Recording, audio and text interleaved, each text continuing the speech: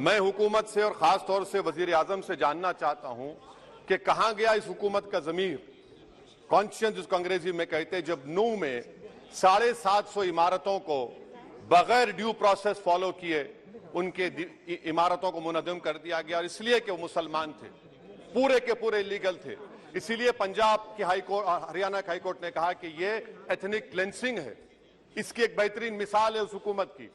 तीसरी है कि इस मुल्क में एक नफरत का माहौल, बल्कि एक आतिश को पैदा कर दिया गया, मुसलमानों के खिलाफ नफरत का माहौल।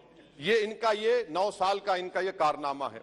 तीसरा सर, मणिपुर के ताल्लुक से कल बड़ा लंबा जवाब वजीर दाखिला ने दिया। सर, आसाम राइफल के ऊपर केस बुक हो जाता है, FIR हो जाता है। क्या हो रहा है वहां पर? कहां गया आपका कॉन्शियस, कहां गया आपका जमीर, जब वहां की महिलाओं की अस्मत रेजी की जा रही है? और आप मुख्यमंत्री को नहीं हटाना चाहते इसलिए क्योंकि वो कोऑपरेट कर रहा है। सर, मैं हरियाणा और मणिपुर के वजीर आला के लिए, किसी शायर ने अच्छा कहा था कि कुर्सी है तुम्हारा ये जनाजा तो नहीं, कुछ कर नहीं सकते तो उतर क्यों नहीं जाते? आखिर कहां गया? उन ताबूतों में खो गया कि आपका कॉन्शियस, आपका जमीर, जहां पर 50,000 लोग बेघर हो गए, यानी 6 लाख हथियारों को लूटा जा रहा है। आखिर कौन सा आप इंचार्ज वहां पर हैं? सर, चौथा पॉइंट, हिजाब को एक मसला बना दिया गया और मुस्लिम बच्चों को तालीम से महरूम कर दिया गया। क्या ये आपका लिबर्टी ऑफ कॉन्शियंस है? कहां गया आपका जमीर? सर, अभी आपने फाइनेंस मिनिस्टर साहबा ने कहा, यहां पर DMK के मोहतरमा कनीमोजी ने महाभारत के द्रौपदी का जिक्र किया। मैं ये पूछना चाहता हूं, बिल्किस बानो इस देश की बेटी है या नहीं?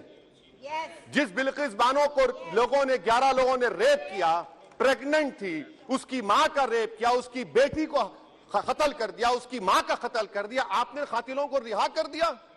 ये आपका कॉन्शियंस है? ये आपका कॉन्शियंस है? आप तो मेजोरिटेरियन पॉलिटिक्स को फरोग दे रहे हैं। सर, चौथा, आज चाइना के ऊपर कोई नहीं बोलते हैं। प्रधानमंत्री मोदी ने उस वक्त 2013 में जब प्रधानमंत्री नहीं थे, कहा था कि समस्या बॉर्डर पर नहीं दिल्ली में है। अगर हम अपनी जमीन पर हैं तो डिसएंगेजमेंट क्यों कर रहे हैं? क्या आज चीन हमारी जमीन पर नहीं बैठा है? आज चीन से आप बातचीत कर रहे हैं, आप डिसएंगेजमेंट कर दिए। बताइए डीएस्केलेशन, डी-इंडक्शन कब होगा? मैं आपके जरिए से हुकूमत को बता रहा हूं कि अगर प्रधानमंत्री ने अहमदाबाद में शी जिनपिंग को बुलाकर झूला झुलाया था, क्या हुआ? क्या नतीजा निकला उसका? चेन्नई दिखाया, क्या नतीजा निकला? सर, इसलिए चीन पर बोलिए, चीन को उखाड़ कर फेंकिए। सर, और एक पॉइंट जिस पर मैं मुखालिफ ताईद में खड़ा हूं, हाई इन्फ्लेशन है इस मुल्क में, हाई अनएम्प्लॉयमेंट है, स्टैग्नेटिंग कंजम्पशन है। इसकी वजह से महिलाओं में हाई एनीमिया लीड कर रहा है। ये हुकूमत इसकी जिम्मेदार है। सर, कुलभूषण जाधव कहां है? पाकिस्तान में बैठा है, आप क्यों नहीं लेके आते? आप विश्वगुरु कहते हैं, कुलभूषण जाधव को भूल गए आप। कतर में 8 नेवी ऑफिसर 1 साल से जेल में हैं, आप नहीं ला सके उनको। सर, और एक चीज, का प्लेसेस ऑफ वर्शिप एक्ट इस ऐवान में पास किया गया था कि तारीख के जख्मों को नहीं खुरेदा जाएगा। आप खुरोद रहे हैं उनको। मैं आपको इंतबाह दे रहा हूं, वार्न कर रहा हूं, इस मुल्क को 90 के दहे में मत लेकर जाइए। 91 का एक्ट सुप्रीम कोर्ट में जवाब दीजिए कि आपकी हुकूमत 91 प्लेस ऑफ वर्शिप एक्ट की कायम है, उस पर कायम रहेगी। UCC, सर, इस UCC का फॉर्मूला क्या है? एक मुल्क में एक मजहब, एक कल्चर, एक जबान। ये तो डिक्टेटरों का फॉर्मूला है। भारत एक गुलदस्ता है, भारत एक मोजाइक है। यहाँ पर बेशुमार जबानें, बेशुमार मज़ाहिब बोले जाते हैं, और हिंदू अनडिवाइडेड फैमिली में sir I am concluding, 8 crore 75 Hindu खानदानों को 3,800 करोड़ डिडक्शन मिला। इसके बारे में आप क्या कहेंगे? सर, मैं कंक्लूड करने से पहले आपको बताना चाह रहा हूं कि माइनॉरिटी वेलफेयर का बजट 40% कम कर दिया गया। पढ़ो प्रदेश, प्री मैट्रिक स्कॉलरशिप कम कर दी गई, मौलाना आजाद फाउंडेशन खत्म कर दिया गया फेलोशिप, और इसकी वजह से 1,80,000 मुसलमान हायर एजुकेशन में गायब हो चुके हैं। सर, मैं इख्तिताम में कह रहा हूं कि पसमानदा मुसलमान से प्रधानमंत्री को बड़ी मोहब्बत है। ये कौन सी आपकी मोहब्बत है पसमानदा, जो आपका एक मुसलमान मिनिस्टर नहीं है वहां पर? इखलाक से लेकर, पीलू खान से लेकर, अफान अंसारी से लेकर लुकमान अंसारी, मॉब लिंचिंग पूरे पसमानदा मुसलमान की होती है। पावरलूम बंद है अंसारियों के, कुरैश बरादरी का कारोबार बंद किया जाता है। स्पीकर सर, मैं कंक्लूजन में, अभी कल हमारे होम मिनिस्टर ने कहा था क्विट इंडिया, अगर इनको मालूम हो जाए कि क्विट इंडिया का नारा एक मुसलमान ने दिया था तो वो भी नहीं बोलेंगे, वो नहीं मालूम था उनको। उसका मैं कंक्लूड कर रहा हूं, उसका नाम यूसुफ मेहर अली था सर।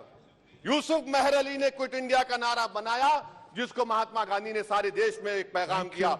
मैं कंक्लूड कर रहा हूं सर, इस देश में अगर आज क्विट इंडिया करना है तो कहना पड़ेगा चाइना क्विट इंडिया। जो गौ रक्षक है जिसका नाम मोनू है, वो आपके लिए मोनू डार्लिंग बन गया है, उसको कहिए क्विट इंडिया।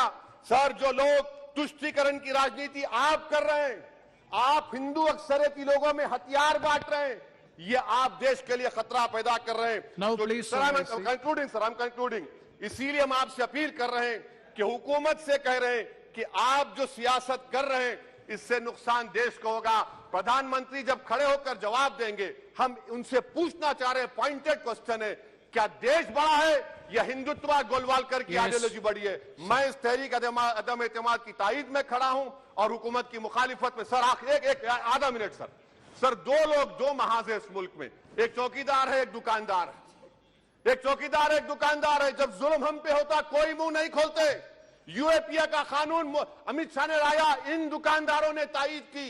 आज उस यूएपीए का कानून में 83 साल का बुढ़ा सिपर, खत्म करो, सिपर नहीं होने के से मर गया। आखिर कब तक दुकानदार और चौकीदार हमारी लाशों पर सियासत? सर, हम कंक्लूडिंग, कब तक सियासत करेंगे? अगर आप जुल्म के खिलाफ आवाज नहीं उठाएंगे तो आपकी दुकानदारी नहीं चलेगी, चौकीदार को पता धन्यवाद तीसरा महाज करेगा। शुक्रिया सर।